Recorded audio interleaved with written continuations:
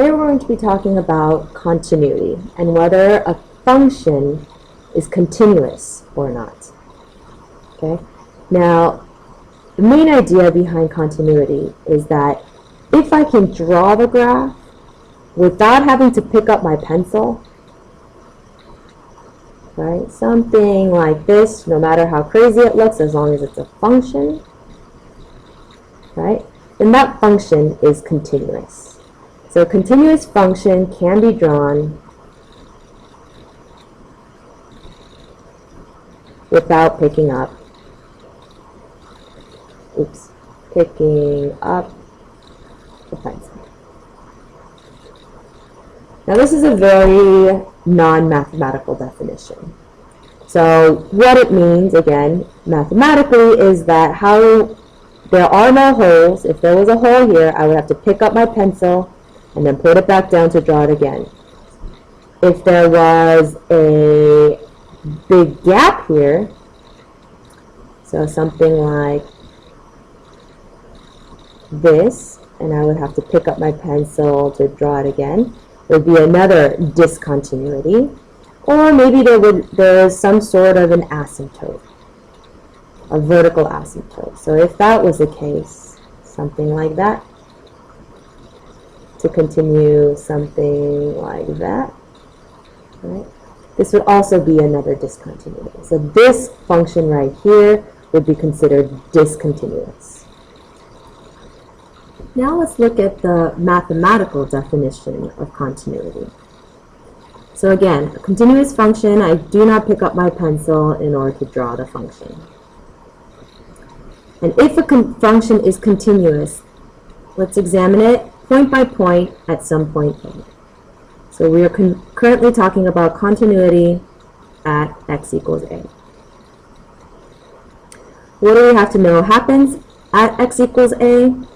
Well, the limit from the left-hand side, the limit as x approaches A from the left, going in this way,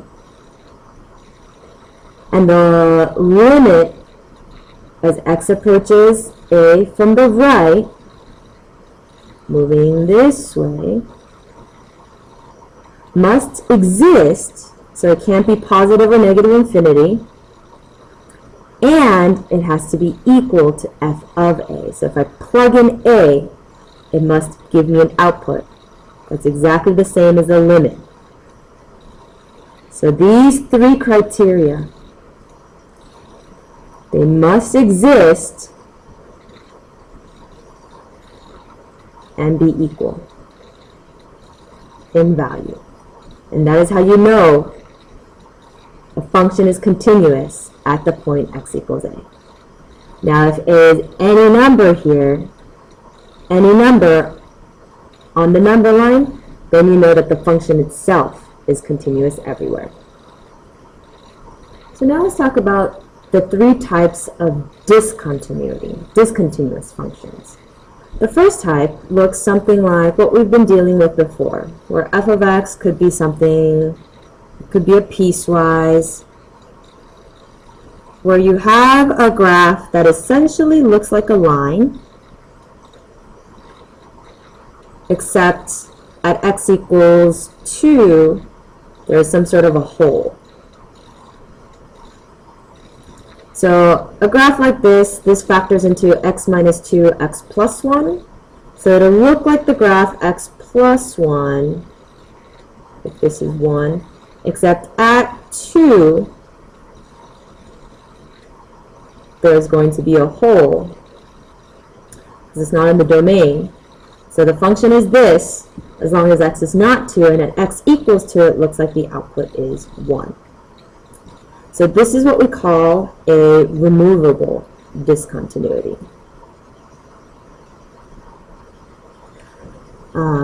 Because with one point, we can basically remove the discontinuity. With one point. It could mean moving this point, or if this point wasn't even here, and we just had this top function, it would still be considered a removable discontinuity. Basically when there's a hole, right? So if they ask you to remove the discontinuity, you might be able to change this value. Instead of an output of 1, we would need to give it an output of 3. right? Because when you plug in 2, 2 plus 1, it should give you that 3. That would be how to remove the discontinuity. Moving on, the next kind of discontinuity looks like this function, and I don't know if you remember what this function looks like. It's the integer function, where here's 1, 2, 3. Let's start with that. Whatever value you plug in for x, and you can plug in any number you want. So if I were to plug in 0, it would round down to the nearest integer. If I plug in 0.5, it would still round down to the nearest integer. If I plug in 1.9999999, it would still round down to the nearest integer. Except when I plug in 1, it will give me an output of 1. 1.1, 1.4, 1.5 would still round down to an output of 1. Except at 2, again, 1.99999 will still output 1 because it rounds down to 1. At 2, it will now jump up to 2 because 2 is the next integer. So it looks like a little step function, something that looks like this. And integers, remember, include negatives. This kind of a discontinuity, oops, this should be open, is what we call a jump discontinuity. Because basically the limit from the left is not equal to the limit from the right. They exist, but they're not equal. Right? So from the left and from the right, they're not equal. In this case, the limit from the left and from the right are equal, but it's not equal to f of a.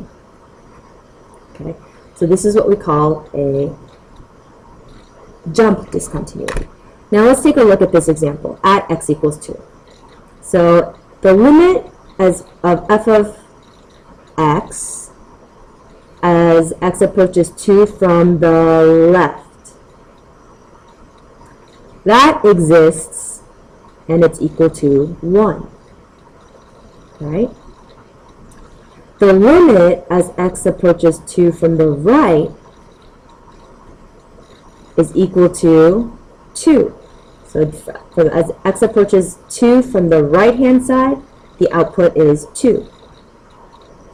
Now f of 2 also exists, and that happens to be equal to 2. Now if this is the case, and you have something that looks like this, right? Where the limit, a one-sided limit, is equal to the actual output at that point A. Then we call this continuous from the right. Now that looks like one word. Continuous from the right. Right? Because of this, because the limit from the right-hand side is equal to the output at that point A. So this is continuous from the right. If this happened to be equal to the limit from the left, of course we would call it continuous from the left. Now the last kind of discontinuity is kind of like our maybe f of x is equal to 1 over x.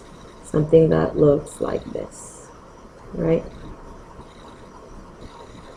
If there is an asymptote here and the limit, if we call this A, the limit from the right, the limit from the left, is either does not exist, positive infinity, or negative infinity, we call it an infinite discontinuity. Continuity. Now if you notice, this is literally the only type of removable discontinuity. These two are not removable. So now let's just do one example. Let me finish writing this.